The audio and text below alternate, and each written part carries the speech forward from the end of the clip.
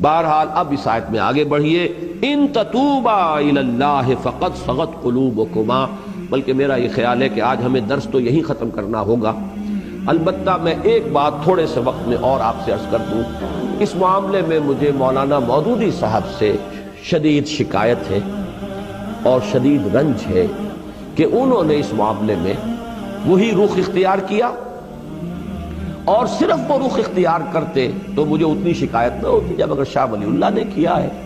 اور کسی اور نے بھی اگر وہ انداز اختیار کر لیا ہے تو مولانا مودودی سے بھی اگر ہو گئی فروگزاشت تو میں اسے فروگزاشت ہی کے درجے میں رکھتا۔ لیکن مجھے ایک چیز عجیب نظر آئی ہے آج میں نے خاص جب تحقیق کی ہے اس آیت کے بارے میں، انہوں نے اپنے حواشی میں شاہ ولی اللہ کے ترجمے کا ذکر کیا، انہوں نے شاہ رفیع الدین کے ترجمے کا بھی ذکر کیا، ان دونوں کے ترجمے کا تو ذکر کیا جس میں کجی کا لفظ آیا ہے، لیکن شاہ عبد القادر کے ترجمے کا ذکر نہیں کیا جس میں کجی کا لفظ نہیں آیا۔ اب یہ جو انتخاب ہے کہ ایک شے کو اختیار کرنا ایک کو نہ کرنا، حالانکہ شاہ ولی اللہ دہلوی رحمۃ اللہ علیہ کے یہ دو صاحبزادے جو ہیں شاہ عبد القادر، شاہ رفیع الدین، دونوں چوٹی کے مترجم ہیں اور وہی سب سے زیادہ مستند مترجم مانے گئے ہیں۔ شاہ عبد القادر کا ترجمہ جو ہے اس کو مانا گیا ہے کہ وہ بامحاورہ ہے، شاہ رفیع الدین کا لفظی ترجمہ ہے، لیکن یہ ہے کہ مستند ترین ترجمے وہی۔ تو اگر شاہ ولی اللہ کا بھی ان کی نگاہ میں آیا اور شاہ رفیع الدین کا بھی آیا تو شاہ عبد القادر کا کیوں نہیں آیا، جنہوں نے اس سے ہٹ کر ترجمہ جو ہے اختیار کیا؟ یہ پک اینڈ چوز جو ہے یہ در حقیقت دلالت کرتا ہے کہ وہ اصل میں زیر اثر ہے کسی غلط تصور اور غلط فکر کے۔ اور اسی میں مجھے یاد آیا ہے کہ حضرت عثمان کے بارے میں رضی اللہ تعالی عنہ خلافت و ملوکیت نامی کتاب میں بالکل اسی کی ایک مثال موجود ہے۔ تاریخ کی کتابوں میں ایک واقعہ یوں درج تھا اور ہے اب بھی کہ ایک جنگ سے مال غنیمت آیا، 5 لاکھ درہم کا مال غنیمت۔ حضرت عثمان نے وہ سارا کا سارا اپنے سالے مروان ابن حکم کو بخش دیا، بس یہ واقعہ آ گیا، ہبہ کر دی۔ اب صرف اس واقعے کو درج کرنے کا مطلب کیا ہے؟ حضرت عثمان نے خیانت کی، وہ مال غنیمت ان کی جاگیر تو نہیں تھا،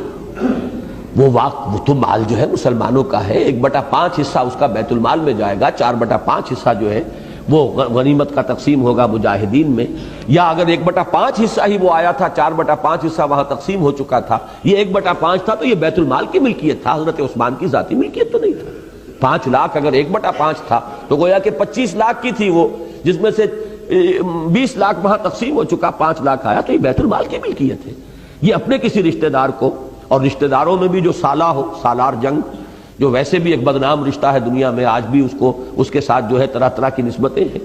اس کو بخش دیا تو معلوم ہوا کہ وہ تو گویا کہ اس روایت ہی کو سامنے رکھا جائے تو وہ تو ایک عام انسان کی سطح پر آ گیا، عام دنیا دار انسان ہے۔ کون؟ ذو النورین خلیفہ ثالث، چوٹی کے صحابہ میں سے۔ اب یہ واقعہ انہوں نے دلیل یہ دے دی کہ صاحب یہ تو کتابوں میں نے کوئی اپنے گھر سے تو نہیں گھڑا ہے، یہ تو تاریخ کی کتابوں میں واقعہ ہے۔ لیکن اگر یہ بات بھی سامنے ہو کہ انہی تاریخ کی کتابوں میں اس واقعے کی روایت یہ بھی موجود ہے تفصیل سے،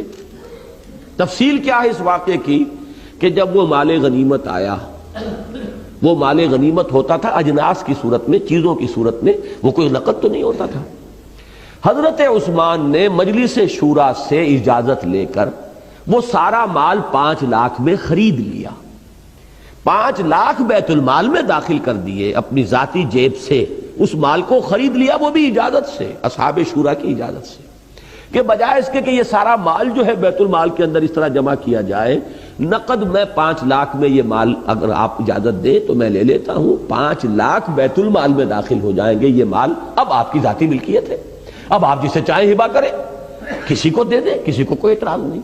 یہ تفصیل بھی اگر موجود ہو تاریخ کی کتاب میں، پھر ایک شخص اس واقعے کو جو ہے مجمل بیان کرتا ہے تو معلوم ہوتا ہے کہ یہاں کوئی نہ کوئی نقطہ نظر کی کجی ہے، کوئی ٹیڑھ ہے، کوئی اپنی سوچ کے اندر جو ہے وہ غلطی جو ہے وہ پیدا ہو چکی ہے۔ تو یہ ہے اصل میں وہ بات جس کی مجھے ایک اور جو ثبوت ہے وہ آج ملا ہے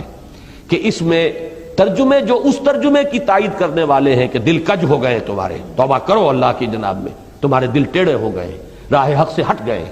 تو وہ ترجمے تو انہوں نے بیان کر دیے، شاہ ولی اللہ کا بھی اور شاہ رفیع الدین کا بھی، لیکن شاہ عبد القادر کا ترجمہ بیان نہیں کر رہے۔ تو یہ میرے نزدیک در حقیقت اس میں جیسا کہ میں نے عرض کیا، میں دوبارہ وہ الفاظ دہرانا نہیں چاہتا، جو ہمارے بعض اکابر کو،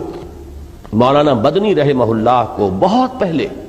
یہ شک ہو گیا تھا اور انہوں نے اس کا اظہار کیا تھا کہ ان کے مزاج کے اندر صحابہ کرام سے اور بزرگوں سے اور اسلاف سے جو ہے ایک گستاخی کا رجحان پایا جاتا ہے۔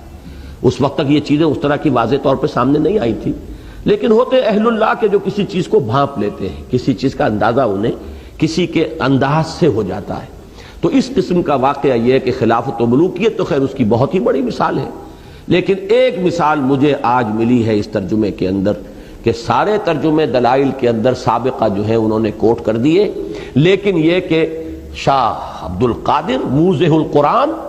یوں سمجھیے کہ اردو زبان کی پہلی تفسیر، پہلے تفسیری حواشی شاہ عبد القادر رحمہ اللہ، ان کا ترجمہ جو ہے وہاں پر نقل نہیں کیا ہے۔ یہ اومیشن نہیں ہو سکتی، یہ اتفاقیہ نہیں ہو سکتا، اس کے اندر ان کا اپنا ایک چوائس ہے، پک اینڈ چوز والا معاملہ ہے، اور وہی چیز ہے جو میرے نزدیک یہاں نہایت تکلیف دہ ہے۔ تو بس آج اس پر ہم اپنا درس ختم کر رہے ہیں۔ ان تتوبا الیہ فقد صغت قلوبکما، اگر تم دونوں اللہ کی جناب میں بصراحت اپنی خطا کا اعتراف کرتے ہوئے توبہ کرو تو یہی تمہارے شایان شان ہے، اور تمہارے دل تو اس طرف مائل ہو ہی چکے ہیں۔ بارک اللہ لی ولکم فی القرآن العظیم ونفعنی وإیاکم بالآیات والذکر الحکیم۔